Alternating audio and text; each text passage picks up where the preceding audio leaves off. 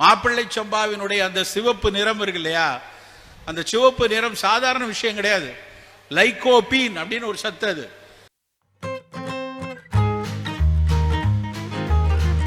சக்கரை வியாதிக்கு நல்லது. மாப்பிள்ளை சம்பாவுடைய சிவப்பு அரிசி.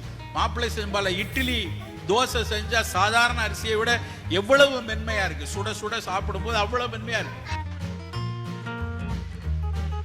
அந்த ஆண்களுக்கான prostate கேன்சர் வருவதை தடுப்பதற்குரிய ஆற்றல் அந்த சிகப்பு நிறம் கொடுக்கிறது நண்பர்களே.